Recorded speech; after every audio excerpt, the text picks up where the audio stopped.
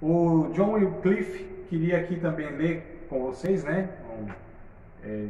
Um registro aqui mais detalhado, tá? O John Wycliffe, então, ele na verdade nasce na Inglaterra, né? Nasce na Inglaterra, século, como a gente falou, 14 aí, 1300 e alguma coisa, 1384 especificamente, tá? Filho de um camponês bem simples mesmo, né? Viveu durante aí o chamado cativeiro babilônico. Olha só como foi tratado esse tempo aí do declínio espiritual, né, da igreja. Ele era um erudito, mestre famoso na Universidade de Oxford, uma das principais na época já, tá? Era essa universidade aí. Passou a maior parte da sua vida, era um polemista demolidor. Naquele tempo chamava de polemista o que hoje nós chamamos de apologetas. Apologeta. Apologética é a área da teologia que trata em defender a fé, né? De estar identificando as seitas, as heresias, mas antes era chamado de polemista, tá? O que hoje nós chamamos de apologetas. Então, ele era esse polemista aí, né? Um escritor fluente, pregador ungido, era uma pessoa mesmo assim levantada por Deus naquela geração, né?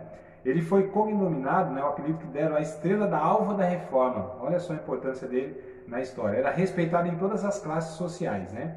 Identificava-se com os pobres, interessando-se pelos seus problemas, expunha as escrituras em linguagem bem simples.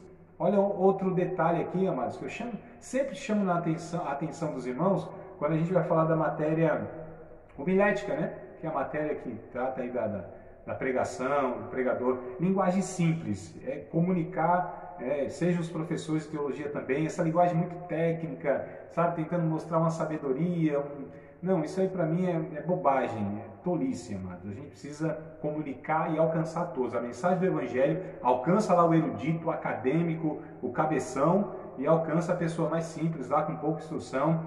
A mensagem de Deus, ela pregada, ela precisa ser ouvida por uma criança, um adolescentezinho, e ser entendida na linguagem, né? A gente precisa se preocupar com isso. E, inclusive, quando nós evangelizamos, a gente precisa entender que as pessoas não falam evangeliquez, tá certo? Essa linguagem nossa e tal, né? A gente já fala como se a pessoa tivesse uma teologia, uma vivência de igreja.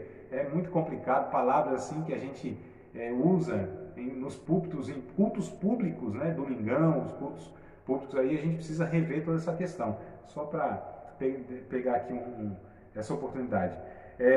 Então, os nobres daquele tempo, né? Não só os nobres, as pessoas simples, os camponeses, os ignorantes, os eruditos, os líderes religiosos também, né? O clero, chamado clero, também respeitava. O cara, ele era de fato um pregador da palavra respeitado, né? Condenou com veemência o poder exorbitante do papado. Então ele denunciava, né, esse poder centralizador e esse poder demasiado de um líder sobre tudo e sobre todos. Olha só, qualquer semelhança é mera coincidência nos dias de hoje, onde as pessoas pensam que são dono da igreja, dono das almas, né, decide a vida das pessoas, tem um poder administrativo na mão, pensa que pode mandar e desmandar na vida de todo mundo. Não, não, não, não e não, amados. A gente jamais deve aceitar qualquer poder tirânico, opressor, tá certo? No nosso meio, como sendo pessoas que querem decidir, mandar e desmandar na vida das outras pessoas. Nós somos de Jesus, comprados pelo sangue do Cordeiro. Jesus disse, não se façam escravos dos homens novamente, né? Não estou ensinando nenhum tipo de rebelião, nada disso. Eu estou dizendo que se alguém quer usurpar a igreja de Cristo, se alguém acha-se dono da igreja de Cristo, se alguém acha que pode mandar e desmandar em uma igreja, seja ela local ou seja um aglomerado de igrejas, nós devemos nos levantar como voz profética dizendo, não, Jesus é o Senhor da igreja, é o que morreu, deu seu sangue, ressuscitou, enviou o Espírito Santo, né, pela sua igreja, e é Ele que vela sobre a sua igreja. Esses homens não têm noção do que querem fazer. Eu não deixaria jamais que nenhum outro homem, né, falasse da minha esposa, tocasse na minha esposa ou na minha noiva, jamais. Esses homens estão doidos, irmão, achando que pode fazer o que querem com a noiva de Cristo e achando que Jesus não vai fazer nada. Talvez não faça agora, mas a eternidade aí vai ser cruel para a vida de alguns, né? Então bora lá, senão começa a pregar aqui. Me empolgo, tem hora que me empolgo. Vamos lá. Então John Wycliffe, só para dar um resumo aqui da sua vida, a gente já falou que ele, né, traduziu a Bíblia para o inglês, talvez a maior contribuição que ele trouxe naquela ocasião. Então ele compreendia que a autoridade da igreja não está em sua hierarquia, nem na tradição, mas na palavra de Deus. Foi duramente perseguido, lógico, né? Esses homens não gostam quando eles são atacados ou feridos no seu ego, né? Tirados da sua zona de conforto, e eles são denunciados nos seus pecados. Então nem gostam, nunca gostaram. Desde lá dos tempos de Jesus, lá os fariseus, até os dias odiernos, até a nossa atualidade, esses homens não gostam. Mas a autoridade está na palavra de Deus e não reside na vida do Senhor ninguém, de tradição religiosa nenhuma, de placa de igreja nenhuma, de conceito teológico de fulano de tal, de ciclano, de ninguém. É a palavra, as escrituras sagradas, que reside toda a autoridade, amados, para guiar as nossas vidas. E essa espada, ela é de 2 fios, corta para lá, corta para cá, pega os caras lá em cima, pega os aqui embaixo, tá certo? Seja Deus verdadeiro e todo homem mentiroso, como disse Paulo em Romanos. A palavra é mais viva e eficaz, mais penetrante que espada aguda de 2 gumes, penetra até a divisão da alma e do espírito, é apta para discernir os pensamentos e as intenções do coração. Então, as escrituras sagradas o documento autoritativo, a regra de fé e prática que conduz a igreja na história em todas as ocasiões. É o parâmetro que nós sabemos o que é e o que não procede de Deus, o que é e o que não é, o que procede e o que não procede de Deus. Então, se o cara pregou a palavra, a gente fala, isso aqui está sob a autoridade de Deus. Não pregou a palavra, pode ter a autoridade eclesiástica que for, social que for, a palavra de Deus sempre estará acima dessa pessoa. E qualquer simples membro da igreja de Cristo, por mais simples que seja, ainda que não seja oficial, mas se ele portar a palavra de Deus nos seus lábios, ele tem muito mais autoridade do que qualquer PP. Você sabe o que é PP, né? PP, pastor presidente. Né? Hoje tem apóstolo, bispo primaz, pai apóstolo, semi-arcanjo, querubim de 2º nível, 4ª pessoa da Trindade, tem tudo. Mas só para a gente entender. Então vamos lá, seguir adiante, vou até molhar as palavras aqui, que elas ficaram meio secas. Amados, em 1415, né, então mataram John Wycliffe, perseguiram, claro, mas ele deixou esse legado que foi as escrituras na mão das pessoas. E quando a palavra de Deus ela é dada às pessoas, a revolução começa. Quando a palavra de Deus chega aos corações e as pessoas são libertas, são transformadas, né? E ninguém segura, porque é a palavra de Deus que conduz essas pessoas e elas não são mais enganadas porque tiveram contato com as escrituras sagradas. Talvez, eu me desconfio que há tanta resistência de muitas igrejas, de muitos líderes, para que pessoas não tenham contato com estudos bíblicos, com cursos de teologia como esse, né? E que a igreja local não tenha como base, uma das bases da sua vivência, o ensino bíblico. Talvez eu desconfio porque essas pessoas têm medo mesmo da verdade, muito medo da verdade, e têm medo de ser questionadas, e quando são questionadas ameaçam. Não é, mas pode ser professor, pregador, pastor, quando são assim confrontados, os caras perdem a linha, é porque não tem convicção, não amam a Jesus, não amam a palavra, tem compromisso com o seu status, com o seu ego, com as suas posições, e aí ficam todos desequilibrados, né? Quem é você para mim? Tá, você sabe quem eu sou? Aí, né? Tá, é dar as carteiradas, né, irmão? Sou professor de teologia, sou pregador, tenho 200 anos na igreja e tal, não toca no ungido do Senhor. Essas conversas assim que a gente já tá aí careca, diria o irmão Eduardo de saber, né? E o Valdir também. Então, 1415, queridos, surge o John Hus, ou John Hus, né? Outro John aí, ó, outro João de Deus. Não, meu irmão, João de Deus, né? Acho que a referência não foi boa não, né? Pode sem pensar agora. É porque teve um aí com esse nome aí. Mas deixa pra lá, vocês não entenderam, né? John Hus, deixa eu ficar aqui. Vou aportuguesar o negócio e me complico na referência.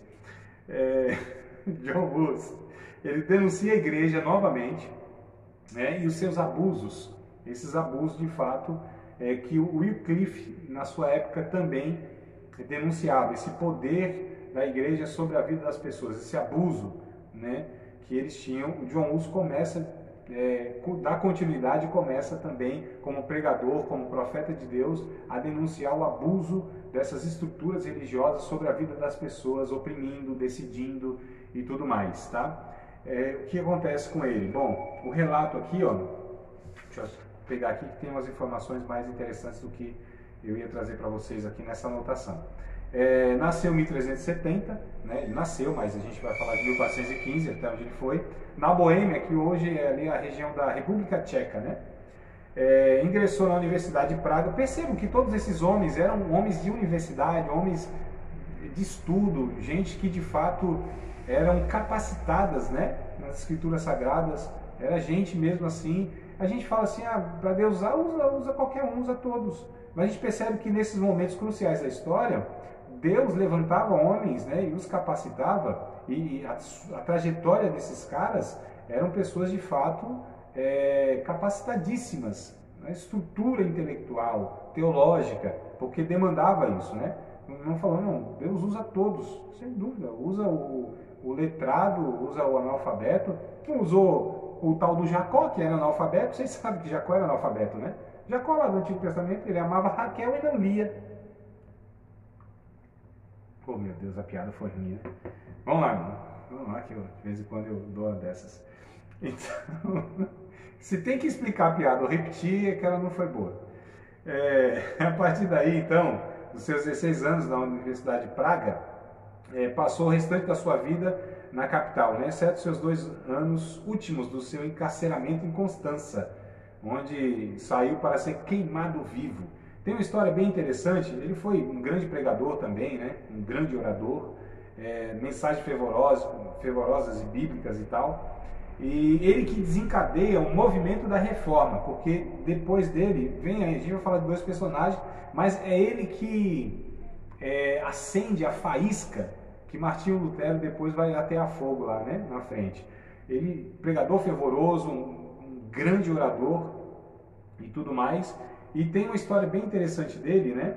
Ele foi excomungado da Igreja Católica, a Igreja Católica o excomungou e ele continuou pregando. Só que a Igreja Católica perseguia mesmo, torturava, matava. Se o cara não se retratasse, era isso que a igreja fazia. Olha só, né? Olha só como que essa igreja que se dizia representante de Cristo fazia com as pessoas. Fato evidente que essa igreja de Cristo não tinha absolutamente nada, né, irmão? Somente o nome lá, só a nomenclatura, a placa, enfim. Então, conta-se a história que colocaram ele, e ele era feio, sabe o que é feio? Esteticamente feio. Tem um homem de Deus que é homem de Deus, mas é feio, né? Então, até lembrei de um irmão, outro irmão, isso é caso real mesmo. Ele falou assim, rapaz, tu é feio. O outro falou assim, eu sou homem de Deus. Eu falei, você é homem de Deus, mas é feio. Esse era feio, esteticamente feio, parecia um ganso. Você diz a história, não estou inventando nada aqui, não, nem difamando o irmão. O John Hus, ele era feio, era chamado de Hus na sua língua, Hus, né? H-U-S-S, Hus, era ganso, a palavra Hus era ganso, então era João o Ganso, era esse o nome, o apelido que deve para ele, João o Ganso. O cara era feio, narigudão, assim, parecia um gansão, feião e tal. E colocaram ele na fogueira, né? E ele disse assim, ainda, né, ali, pendurado na pira para ser queimado, ele disse, hoje, olha que coisa interessante, amados, hoje vocês estão queimando um ganso. Daqui a 100 anos, nós estamos falando de 1415, guardem essa informação e essa data, 1415. Ele disse, hoje vocês estão queimando um ganso. Daqui a 100 anos, Deus levantará um cisne que vocês vão tentar matar e não vão colocar as mãos nele. Olha só que coisa interessante. 100 anos depois, 102 para ser mais exato, 1517, começa a perseguição contra Martinho Lutero. Diz os historiadores, e as imagens não mentem, né, pelo menos o que pintaram, um homem bonito, um homem, sabe, bonito de fato, né? Depois eu mostro para vocês uma imagem. Um homem bonito, e ele tinha no brasão dele, na insígnia, né, a imagem que ele carregava para identificá-lo, o brasão dele, era um cisne. Olha que coisa interessante, né? O império tentou matar Martinho Lutero, perseguiu um império contra um homem, e não tocaram nele, amados. Ele não foi martirizado, ele morreu por outros motivos, morte natural, né? Vamos dizer assim, ou enfermo. Mas olha só a coisa interessante, então um homem na fogueira, John Hus, profetizou, daqui a 100 anos Deus vai levantar um cisne, e se cumpre de fato, 102 anos Deus levanta um homem chamado Martinho Lutero, que os homens não colocaram a mão nele, Deus não permite. Veja só como esses homens foram homens de Deus, usados por Deus, profetas de Deus, e os homens ateando fogo e ele cantando louvores a Deus, adorando a Deus. Olha como Deus levanta homens fiéis, cheios do seu espírito, cheios de convicção, e um deles foi o tal do John Hus, tá bom? Esse foi o grande legado dele, a denúncia, a pregação profética, né? É porque hoje a gente entende que pregação profética como um monte de coisa, né? Que Deus vai fazer isso na sua vida. Isso, aquilo e tal, aquela coisa toda, profetiza e tal. Mas quando a Bíblia fala de pregação profética ou de profeta, fala de denúncia de pecado. Diferente, né, irmão? Denúncia de pecado. Então, esses profetas se levantavam para denunciar o pecado de quem quer que seja. E não era profetizar para o irmãozinho que não tinha expressão, não podia fazer nada contra ele, não. Profetizava para reis, profetizava para governantes, pessoas perigosas na sociedade. Profeta de Deus é esse. Esses aí para mim bom, não vou nem falar o que é, né? Para não pecar. A gente percebe aqui, amados, que a história vai se desenrolando. Então nós falamos de 1415. Agora eu vou falar, já lembra que na aula passada nós falamos, e Gerson, me ajuda aí, Varão, porque eu estou me confundindo aqui, às vezes na turma de sexta, que também é a mesma matéria, mas que a gente já está abordando, né, diferente algumas coisas, né? Mas eu não sei se eu falei na aula passada, na segunda, ou se foi na sexta. Como tu participa dos dois, me salva aí, Varão. Eu falei da Renascença, foi na sexta, né? Renascença, foi na sexta. Tá, mas então tá certo, senão fica na cabeça que eu falei para vocês. Então deixa eu pegar um pouco mais de detalhe aqui. Quem participa dos dois sabe do que eu vou falar. A Renascença foi um movimento cultural, né, no norte da Itália, que surge então aí nesse século 14, 15, né, 1400 e pouco e tal, para 1500. Esse movimento, porque a igreja até então, a igreja católica, ela dominava a política, a economia, a arte, a religião, enfim. A igreja católica mandava e desmandava, na ciência também, e ela que determinava tudo. Esse movimento na Itália, chamado de Renascença, quer dizer, renasce, né? A expressão cultural, a expressão artística, a questão econômica, a igreja vai perdendo esses domínios, essas rédeas, né? E a igreja perde, então, bastante adeptos dela, porque esses homens vão começando agora a se emancipar desse poder papal. Lógico que muita gente morreu, foi perseguida e tal, mas começa esse movimento que favorece, futuramente vai favorecer a reforma protestante. Então, nesse contexto da Renascença, né, esse movimento cultural no norte da Itália, que fez que muitos deixassem o catolicismo, surge esse homem chamado de Desidério Erasmo, conhecido também como Erasmo de Roterdã. Ele vive de 1466 até 1537. Então, olha só, ele contribui futuramente com a reforma protestante mais direta, né? Erasmo de Roterdã, tá? O nome dele era Desidério Erasmo, né? Mas ele é conhecido como Erasmo de Roterdã. E eu quero ler aqui com vocês, ou para vocês, algumas informações dele que eu acho interessante demais. Deixa eu só pegar aqui, ó. Erasmo percebeu ser muito fácil ridicularizar a Igreja Católica Romana. O exemplo mais famoso, a obra intitulada Elogio da Loucura, em 1509, né? Ele atacou a imoralidade, a corrupção, a decadência existente na igreja. Irmãos, os líderes da igreja católica, os padres, os cardeais e até alguns papas, viviam em tabernas, né? Prostíbulos. Manguaça, enchia a cara. Os caras viviam uma vida promíscua, desregrada. A gente está falando da liderança. Então, vem aqui Erasmo de Roterdã e fala, é muito fácil. A gente está desmontando isso. E ele começou a denunciar esses pecados que eram evidentes, não é? Só que ninguém tinha coragem, né? Porque são líderes, poderosos. Nenhuma novidade, né, amados? Então vamos lá. Erasmo ridicularizou as superstições eclesiásticas, né? Como a devoção fanática a relíquias. Nesse tempo, eles vendiam as relíquias que dizia que era do santo e tal, né? Vendia para o povo, enganava o povo. Ó, esse movimento evangélico aí aprendeu, né, certinho. Então, esse negócio de trazer água de Israel, não sei como traz tanta água de Israel. Eu não sei que tonel é esse, que caixa d'água é essa, que traz tanta água de Israel. É por avião que esses homens devem trazer ou é por navio? Não sei, é água de Israel, é sal do Mar Morto, né? Então, e é tanta besteira. Irmãos, que diferença isso tem dessas relíquias? Do paganismo, da idolatria? Nenhum. Só para a gente comparar, né, como a história vai se repetindo aí. E, de fato, é por isso que a gente fala, precisa de uma outra reforma. Mas hoje tem uns fatos complicadores. Histórias de imagem que sangrava, culto aos santos. Ó, e aí ele escreve um panfleto que retrata o apóstolo Pedro castigando o Papa Júlio II na época, né? Por sua vida suntuosa, os caras viviam assim, ó, lá não, sabe?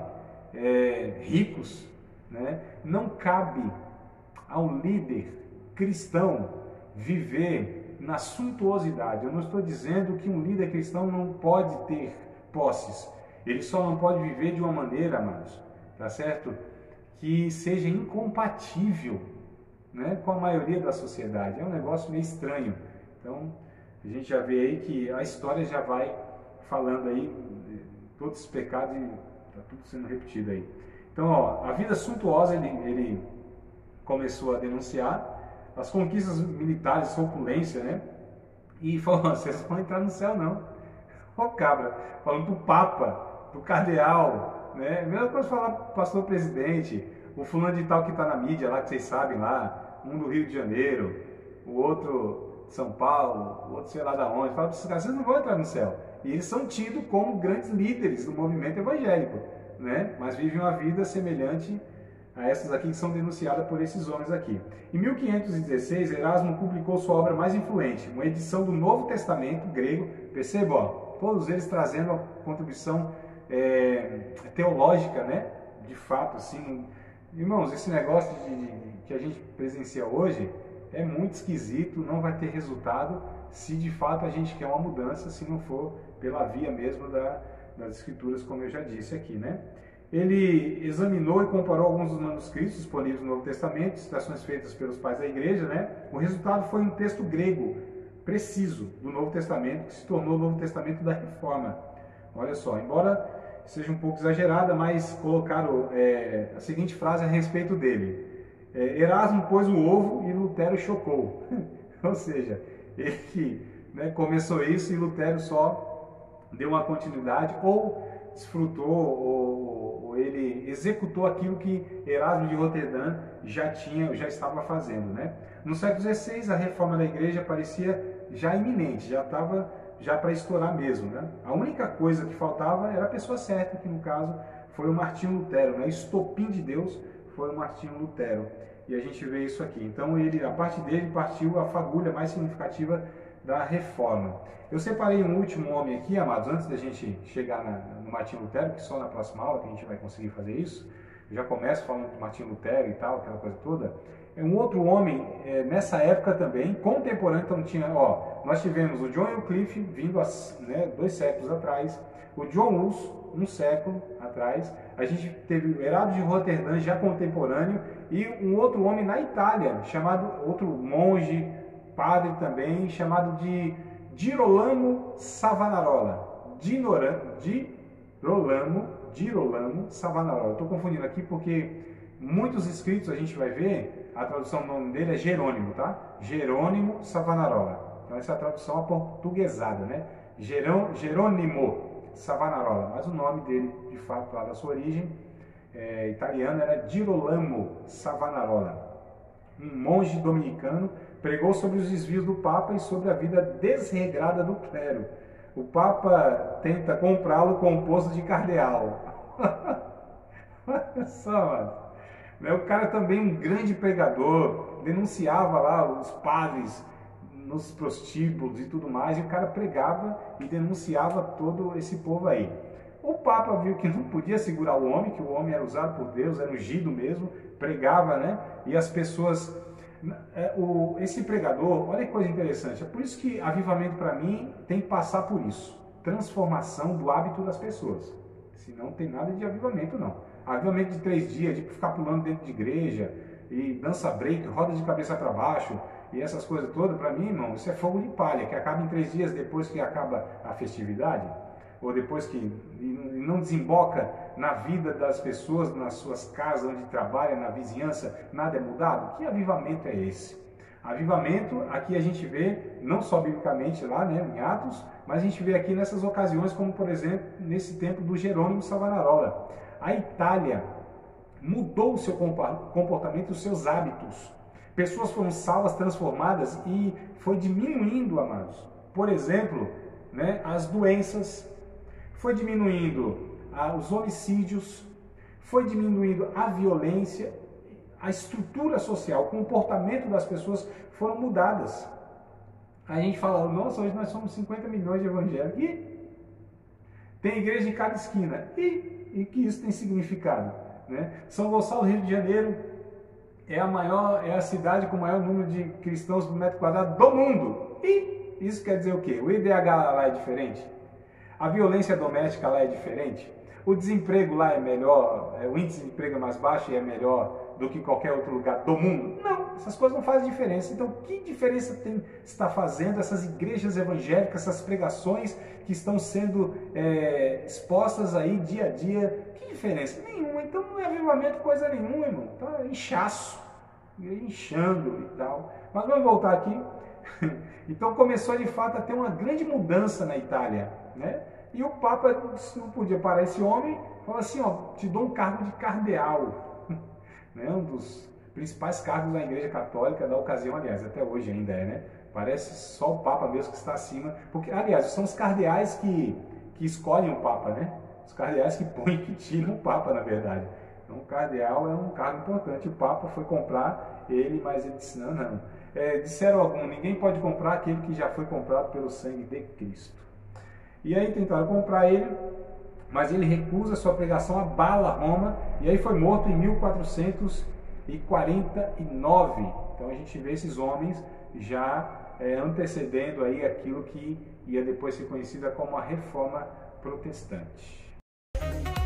Você acabou de participar de mais uma aula de um dos nossos cursos do Seminário de Teologia, Vida Cristã, Palavra da Vida. Espero que tenha te abençoado, não só alargado o seu conhecimento teológico, mas que tenha também atingido o teu coração para que você possa a cada dia mais reproduzir a vida de Deus nas suas relações cotidianas. Se você ainda não é aluno oficial de um dos nossos cursos, se inscreva aqui no contato que vai aparecer do WhatsApp. Também nos siga nas redes sociais, se inscreva no nosso canal, compartilhe à vontade e Deus te abençoe.